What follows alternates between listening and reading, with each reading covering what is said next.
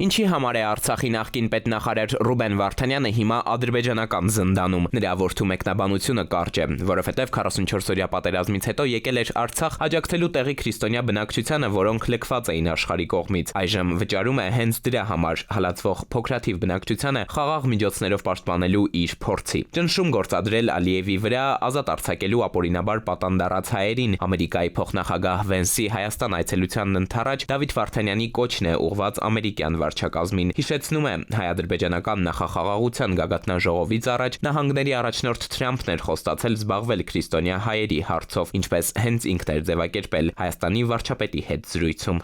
Սա եզակի հնարավորություն է աշխարհին կրկին ցույց տալու, որ նախագահն ու փոխնախագահն իրենց խոսքի տերն են։ Քրիստոնյաների պաշտպանությունն այս վարչակազմի գլխավոր առաջնահերթություններից է ոչ միայն ԱՄՆ-ում, այլև ամբողջ աշխարհում։ Հայաստան այցելած Միացյալ Նահանգների փոխնախագահ Ջեյ Դի Վենսի ուշադրությունը Բաքվում ապօրինաբար կալանված հայ գերիների առայժմ չլուծված խնդրին են հրավիրում նաև իրավապաշտպան կազմակերպությունները։ Նրան մեր երկիր հասցնող ինքնաթիռը նույնիսկ օդ չէր բարձրացել, նամակ ուղարկեցին, նշելով, որ նախագահ Թրամփի դերը եզակի է հայ-ադրբեջանական խաղաղության գործընթացում։ Հաշվի առնելով այս հանգամանքը, վարչակազմի աջակցությունն անգնահատելի են համարում նաև Ադրբեջանի բանտերում հալածվող հայերի վերադարձը հնարավոր դարձնելու հարցում։ Չլինի գերիների տունդարձ, խաղաղությունն էլ չի գա ու չի գա, համոզված են քաղաքասարակության ներկայացուցիչները։ Արձանագրում ենք, որ կա մարդասիրական չլուծված խնդիր, որը համահունչ չէ խաղաղության օրակարգին, քանի որ խաղաղությունը ինքնին ենթադրում է մարդկային տառապանքների հաշվին առավելություններ ստանալու պրակտիկայի ձեռքազատում, բացառում, նրանց մասնակցությամբ, գիտությամբ եւ աջակցությամբ կնքված համաձայնագրում բացակայում է գերիների վերադարձի խնդիրը,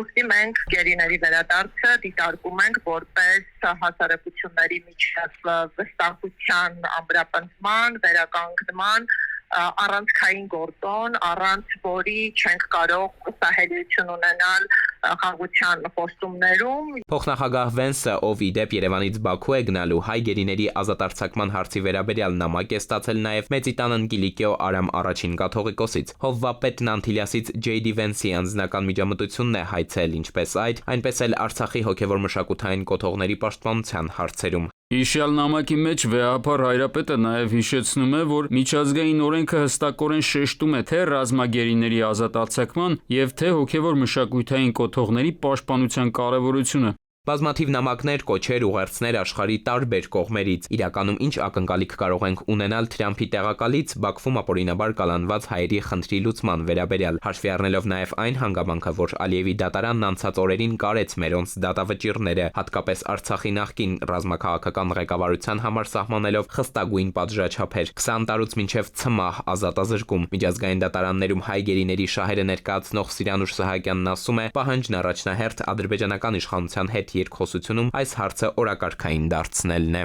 Մեր պահանջը բոլորի վերադարձն է, սակայն եթե վերադարձը լինելու է փուլային տարբերակով, մենք հասկանում ենք, որ առաջնահերթություն տրվելու է հենց քաղաքացիական անձանց եւ ռազմագերիներին, որից հետո նոր կքննարկվի ռազմաքաղաքական ղեկավարների խնդիրը, նրանք ունեն առանձնահատկություն եւ հատկապես թիրախավորված են ազգերի ինքնորոշման իրավունքը իրացնելու եւ իրավաչափ գործունեություն իրականացնելու համար այստեղ նաև վրեժխնդրության տարեկան։ Մասնագետներն ասում են, բարձրաստիճան պաշտոնյաների յուրաքանչյուր այցելություն տարածաշրջան լռության կամ միջամտության միջև ընտրության հարց է առաջ բերում, բայց դրա գինը Բաքվի բանտերում օրեցօր չափում են մարդկային ճակատագրերով։